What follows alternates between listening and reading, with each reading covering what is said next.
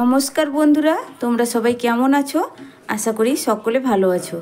Pampa simple কুকে সবাইকে স্বাগত। আজকে আমি তোমাদের সঙ্গে একটা দারুণ টেস্টি টিফিন রেসিপি শেয়ার করব, যেটা বানাতে খুবই সহজ। ঘরে থাকা উপকরণ দিয়ে তোমরা খুব সহজেই বানিয়ে ফেলতে পারবে, আর খেতে তো দুর্দান্ত টেস্ট। আমার এই রেসিপি ফলো করলে তোমরাও কিন্তু খুব সহজে এরকম একটা টিফিন বানিয়ে ফেলতে পারবে, যে টিফিনটা বাড়ির প্রত্যেকেই ভীষণ পছন্দ করবে। বিশেষ করে বাড়ির ছোট বাচ্চারা স্কুল অফিসে টিফিনের জন্য তোমরা এটা বানিয়ে ফেলতে পারো। এবার রেসিপিটা আমি কিভাবে বানিয়েছি চলো তোমাদের সঙ্গে শেয়ার করি। প্রথমে একটা পাত্রে আমি নিয়ে নিচ্ছি 1 বাটি ময়দা। বাটিটা একটু বড় সাইজের বাটি, আমি 1 বাটি ময়দা নিলাম। তোমরা কিন্তু তোমাদের প্রয়োজন মতো নিয়ে নিবে। এবার দিয়ে দিচ্ছি পরিমাণ মতো লবণ, দিয়ে দিচ্ছি সঙ্গে সামান্য একটু চিনি। চিনিটা তোমরা বাদও দিতে পারো, চিনিটা দিলে কিন্তু খুব ভালো লাগে। যদি কেউ চিনি পছন্দ না করো তাহলে দেওয়ার প্রয়োজন নেই। তারপরে দেখো আমি এখানে দিয়ে দিচ্ছি 2 চামচ গলানো বাটার। বাটারের জায়গায় সাদা তেল দিলেও কিন্তু কোনো অসুবিধে নেই। এবার দিয়ে দিচ্ছি কিছুটা পরিমাণ ধনেপাতা কুচি। এবার সব কিছু ভালো করে একটু মিশিয়ে নেব।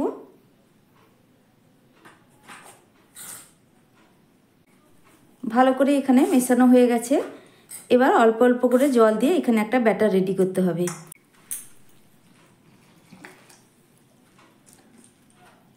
একসঙ্গে কিন্তু বেশি করে জল দিয়ে দিলে হবে না, অল্প অল্প করেই দিতে হবে। আর আমি এখানে ময়দা ব্যবহার করেছি, তোমরা কিন্তু ময়দার পরিবর্তে আটাও ব্যবহার করতে পারো।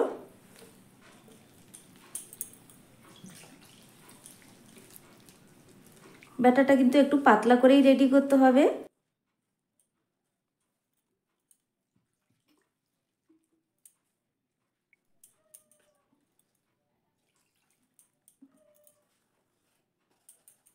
দেখো এখানে কিন্তু ব্যাটারটা আমার রেডি হয়ে গেছে। এবার ব্যাটারের ঘনত্বটা তোমাদের আমি একটু দেখাই। দেখো ব্যাটারটা কিন্তু এইভাবে একটু পাতলাই রেডি করতে হবে, খুব বেশি ঘন হলে হবে না, আর খুব বেশি পাতলা হলেও কিন্তু হবে না। ঠিক এইভাবে তোমরা দেখে নিশ্চয়ই বুঝতে পারছো। এবার ব্যাটারটা আমার একদমই রেডি। এবার এটাকে এক সাইডে আমি সরিয়ে রেখে দিচ্ছি। তারপরেই দেখো গ্যাসে আমি একটা কড়াই বসিয়ে দিয়েছি, আমি এখানে একটা পুর রেডি করব। এবার গ্যাসটা জ্বালিয়ে দেওয়ার পর এখানে আমি দিয়ে দিচ্ছি 2 চামচ মতো সাদা তেল। রান্নার সাদা তেল আমি এখানে 2 চামচ মতো ব্যবহার করলাম। তেলটা আবার এখানে গরম হয়ে গেছে, দিয়ে দিচ্ছি সামান্য একটু গোটা জিরে। গোটা জিরেটা দেখো কালার চেঞ্জ হয়ে গেছে, জিরেটা কিন্তু ভাজা হয়ে গেছে। তারপরে আমি দিয়ে দিচ্ছি একটা বড় সাইজের পেঁয়াজ, আমি কুচিয়ে রেখেছিলাম, পেঁয়াজটা পুরোটাই দিয়ে দিলাম। এবার ঝালের জন্য আমি এখানে কয়েকটা কাঁচা পাকা লঙ্কা নিয়েছি, 4টা থেকে 5টা আমি এখানে নিয়ে নিয়েছি। তোমরা যে যার পছন্দ মতো লঙ্কাটা ব্যবহার করবে, যে যেরকম ঝাল পছন্দ করো। এবার পেঁয়াজ আর লঙ্কাটাকে হালকা করে একটু ভাজবো। এবার দেখো পেঁয়াজটা কিন্তু হালকা ভাজা হয়ে গেছে। এবার আমি দিয়ে দিচ্ছি 1 চামচ আদা রসুন বাটা। আদা রসুনটাকে ভালো করে একটু পেঁয়াজের সঙ্গে ভেজে নেব। আদা রসুনটা কিন্তু আমার এখানে ভাজা হয়ে গেছে, আদা রসুন থেকে কাঁচা গন্ধটা চলে গেছে। এবার আমি দিয়ে দিচ্ছি কিছু সবজি এখানে নিয়েছি। তার মধ্যে দেখো নিয়েছি একটা আলু আর একটা গাজর আর সামান্য একটু ফুলকপি। এবার সব সবজিগুলো কিন্তু আমি ছোট ছোট করে এইভাবেই কেটে নিয়েছি, খুবই ছোট ছোট করে কেটে নিয়েছি, তাতে করে কিন্তু সবজিটা তাড়াতাড়ি সেদ্ধ হবে। এবার সব সবজি আমি একসঙ্গে দিয়ে দিলাম। এবার দিয়ে দিচ্ছি স্বাদ মতো লবণ, দিচ্ছি সামান্য একটু হলুদ গুঁড়ো, আর দিচ্ছি সামান্য একটু লঙ্কার গুঁড়ো। এবার সব কিছু ভালো করে মিশিয়ে নেব।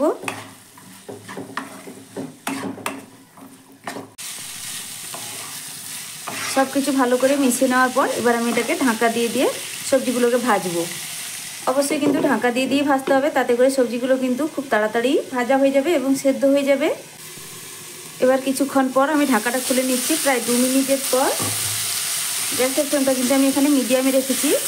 তারপরে আবারও একটু সবজিটা একটু উপর নিচ করে দিচ্ছি।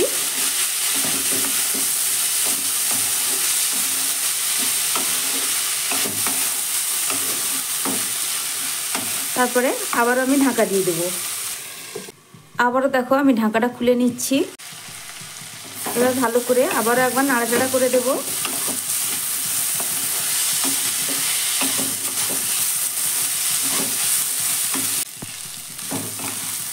তারপরেই আমি দিয়ে দিচ্ছি এখানে কিছুটা পরিমাণ মটরশুঁটি,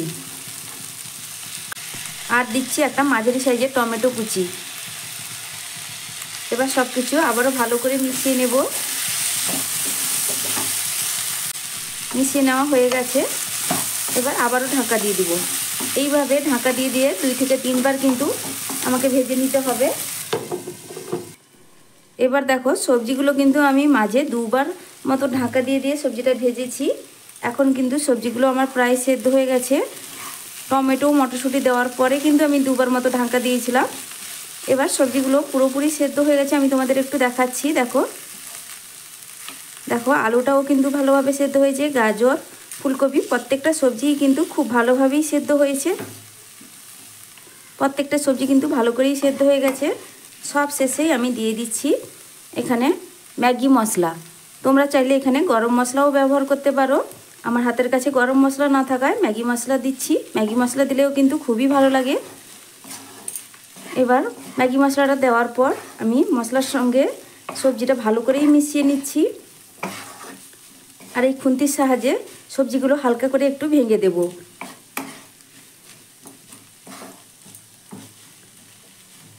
এখানে খুব বেশি কিন্তু ঘাটা করার প্রয়োজন নেই, ভাঙার দরকার নেই। হালকা করে এইভাবে একটু ভেঙে দিলেই হয়ে যাবে। এখানে দেখো সবজির পুরটা কিন্তু আমার একদমই রেডি হয়ে গেছে। এবার আমি গ্যাসের ফ্লেমটা এখানে অফ করে দিলাম। তারপরে গ্যাসে আবার একটা আমি ফ্রাইং প্যান বসিয়ে দিয়েছি। দিয়ে দিচ্ছি সামান্য একটু তেল। আমি এইভাবে একটু ব্রাশ করে দিচ্ছি, একদম অল্প পরিমাণ তেল। তারপরে আমি এখানে যে ময়দার গোলাটা রেডি করেছিলাম, এখান থেকে 1 হাতা করে গোলা এইভাবে প্যানের উপর দিয়ে দিব। তারপরে প্যানটা ধরে এইভাবে হালকা একটু গড়িয়ে নেব।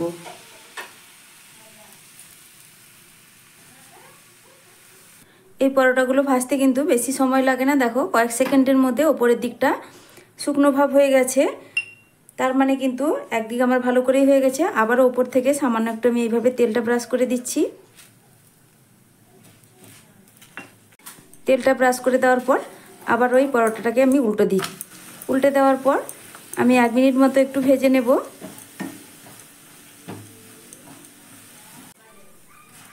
এবার পরোটা কিন্তু আমার এখানে হয়ে গেছে। আমি এটাকে তুলে নিচ্ছি। আবারও একটা পরোটা আমি তোমাদের দেখাচ্ছি।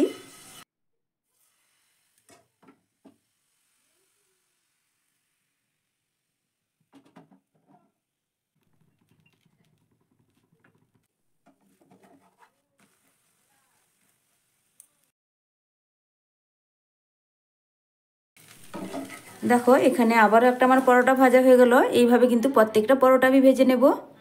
এখানে দেখো সব কটা পরোটা কিন্তু আমার এখানে ভাজা হয়ে গেছে। পরোটাগুলো কিন্তু ভীষণই সফট হয়। তোমরা দেখে নিশ্চয়ই বুঝতে পারছো, ভীষণই সফট হয় পরোটাগুলো। এবার একটা থালার মধ্যে আমি একটা পরোটা এইভাবে রেখে দিলাম। এবার দেখো এবার এই পরোটার মধ্যে আমি যে আগে থেকে পুরটা রেডি করে রেখেছিলাম, পুরটা এবার দিয়ে দিচ্ছি। ঠিক এইভাবে কিন্তু পুরটা দিয়ে দিলাম। তারপরে দেখো 2 সাইড থেকে এইভাবে একটু মুড়ে দিতে হবে। প্রথমে মুড়ে দেওয়ার পর এইভাবে এক সাইডে এরকম ধরে আমি রোল মতো করে নেব।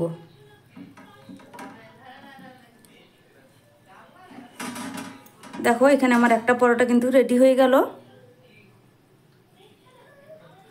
আবারও একটা আমি তোমাদের করে দেখাচ্ছি।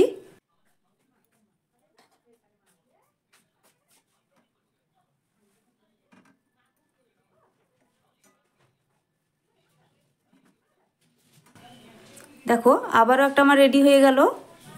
এইভাবে কিন্তু প্রত্যেকটা আমি রেডি করে নেব, তারপরে আমি তোমাদের দেখাচ্ছি। এখানে দেখো সব কটা টিফিন কিন্তু আমি রেডি করে নিয়েছি। রেডি করে একটা প্লেটে সার্ভ করে নিয়েছি।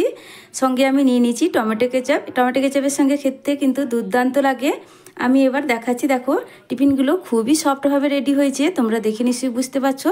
আমি তাও একটা কেটে দেখাচ্ছি পুরটা ভেতরে কি অবস্থায় আছে। দেখো দুর্দান্ত লাগে কিন্তু এরকম টিফিন বাড়িতে খুব সহজেই কিন্তু বানিয়ে ফেলতে পারবে, স্কুল অফিসের টিফিনের জন্য কিংবা বাড়িতে সকাল সন্ধ্যা টিফিনের জন্য। আমার এই আজকের টিফিন রেসিপি তোমাদের কেমন লাগলো অবশ্যই কমেন্ট করে জানাবে। আর যদি ভালো লেগে থাকে প্লিজ বন্ধুরা লাইক শেয়ার সাবস্ক্রাইব করে দেবে। আজকের মতো টাটা, ফিরে আসছি নতুন এক রেসিপি নিয়ে।